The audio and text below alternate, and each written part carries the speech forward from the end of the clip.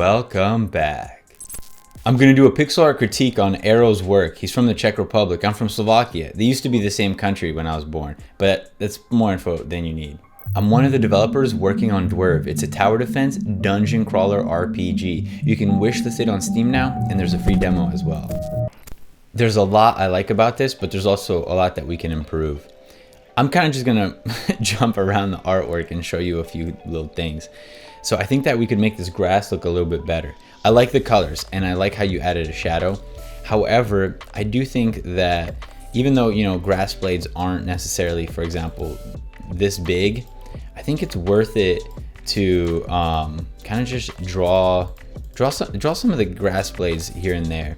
And I like how you did a shadow here, but you might want to make it even darker because you can't tell that there's a shadow in areas like right here. So I'm just going and making that darker, and check it out. You see that little thing that we did there? It might not look that good, you know, just in that little patch. I'm gonna just multiply it here a couple times so you can kind of get the idea of what I was going for. But I would do something like that. Add a little bit more detail to the grass. I mean, man, you could even make the grass blades like this much bigger, you know? And I think it looks better. You don't have to make everything to scale, especially when you're doing pixel art.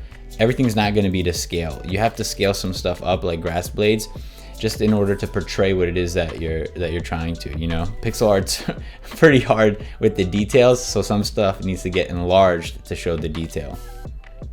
Okay, next, I got a cool little texture trick for you. I've done this in a previous video.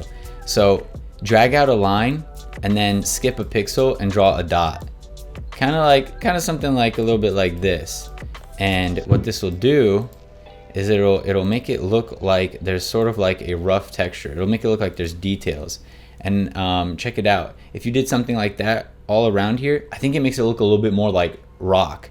Because imagine a pipe.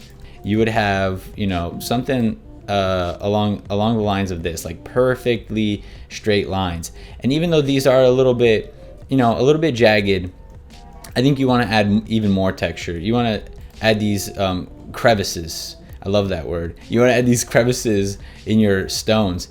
All right, so I like this shop here, but you have a lot of different colors. So even though these colors are the same, there's kind of a problem here, man. This color represents dirt, but this right here represents wood. And then you have a wood here that's a different color, right? So is this house made of dirt or is it made of wood? You got to be careful with reusing colors because it doesn't look like you're trying to limit the color palette in this artwork. But so then why is this wood color the same as the dirt color? What I would do is oh, oops, that was not good. What I would do is I would, let me actually turn contiguous off. I would, by the way, this is Aseprite. It's a pretty cool pixel art program. It's my favorite pixel art program, and there's a link in the description. I get a tiny little kickback if you use that link to buy it. So what I would do is I would make this wood the same wood color as up here. Now that's probably too bright. It's probably too bright of a wood color, but you get my point. It'll match a little bit better now, the colors, because you see how the top here, the roof looks really, really bright compared to the sides. The contrast, the brightness just doesn't match. The house looks kind of dark. It looks a little too dark, honestly, for such a sunny day. So I would go and lighten all these wood colors up. And then I like that you're using these dark colors to add detail. So it's fantastic that you shaded it here to show that this piece of wood is protruding, but you can actually keep that going. So you could shade all the way around all of these up here. And then, for example, the sign should also be protruding. By the way, I can't really tell what you got here. It looks like maybe flowers in a window, but you got to be careful with stuff like this. And with this few pixels, you really got to make the flowers kind of simple, almost like, you know, these basic flower shapes. But what I'm trying to show you here, and then maybe add a little bit of green there. I'm gonna go a little bit darker, but maybe add some green, like leaves or vines or whatever. I'm not gonna go into super detail, but what I'm trying to say is that it's easier now to understand that these are, it doesn't look that good, but it's easier to understand now that these are flowers because of their location. This sign, it's probably protruding, so I would add a shadow under the sign too. It kind of looks like you have it here, but these objects are touching a little too much, right? So this sign could go higher. I think it should go honestly like this high up. And so you want to work on the spacing a little bit. Have a little spacing between objects so that they're not touching. And now that the sign is higher, it's much easier for us to add that shadow under the sign. Maybe even add a little bit of a gradient there. And it looks like the sign has some shading to it. Like this is supposed to be brighter, but I would recommend going all the way across if you have something like a sign with your shading. And also add shading to the outline. And it actually looks like you are adding shading to the outline where this upper part is brown. So I would just kind of do something maybe more like that if you wanted to shade the sign. And I think that over there, and there we go. It's looking pretty good. The S probably would look more like an S if we, if we got rid of those corners. I would probably do that for this too. I think it looks a little bit cuter, a little bit nicer, a little more pleasant if it's not so square. It's tempting to make stuff very square when you work with pixel art, but keep in mind to try to keep it round. I think you can also definitely add you see how these two browns are really similar in color? I know I put this brown here and you had a different one there, but since we want the contrast to be higher, what we need to do now is grab a darker color to separate those two. And we could even use this really dark color, and it's tempting to take this really dark color, for example, and just like pull it down here. But unless this piece of wood is really sticking out, I kind of like to reserve the darkest colors for the outside. So for example, I would actually put that line here on the outside, but not on the inside. On the inside, I would just use shading here to create that higher contrast. Now I think the contrast between these two browns is really high. And what I like to do to blend two colors is select whatever the lighter color is, and then right here in opacity, go really low. And don't go too high, because it's harder to take away than it is to add. Let me show you what I'm talking about. So I'm gonna go on the opacity, but make it something maybe like 30%. And now I can click here, and I can actually fill this.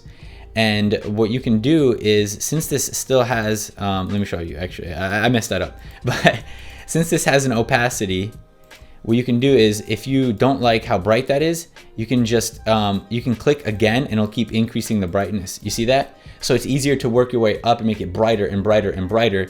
Whereas if you made the opacity too high right off the bat, it's harder to gradually get to the color that you want. Whatever, just a little tip there.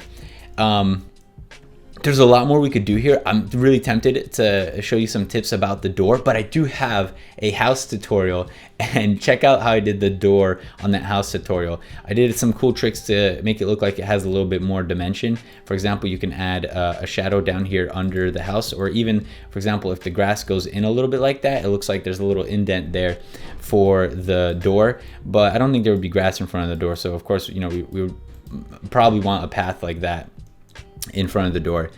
I do like these round clouds, and they're really nice. But something I often do for clouds is I'll add these little lines sort of like this, so that way it almost looks like the cloud is blowing in the wind, right? So these little just these sort of like little, I wouldn't do opposite directions though, because the wind doesn't blow in opposite directions. I mean, I'm sure it can, but it might look a little bit odd. So if you start adding these lines on your clouds, make sure that you're putting them all on the same side. And it doesn't mean that you can't have kind of like a pointy end on this side as well. There is that like classic cloud shape that looks something like this, So you can put the pointy, make it pointy on both sides. But I think the point I'm trying to get across is that you make one of the ends pointier. So for example, this one right here is just longer than it is on that other side. And then it looks like that cloud sort of has like a direction that it's going. Also, the line on the bottom being completely flat, It doesn't look that good and natural, so I do like to kind of round it out a little bit. And I love that you did add round bottoms there to the bottom. Honestly, these clouds look pretty great. These sort of these highlighted details to make them look puffy, that's really good. And you can even add more of those. And if you do add more of them near the top, right? Because that's where your light source is. And so since we were talking about the clouds, I just noticed this smoke. And with the smoke, I really think you got to go more cartoony for this. You know, do something literally this simple. I mean, sure, you can add some shading to this, but I think it would look better if your smoke was kind of just like, if it was circular, right? Like cartoony little circular smoke circles things. So I'm just gonna add a little bit of shading here. This is super quick shading, and what I'm doing is I'm not shading around the edge.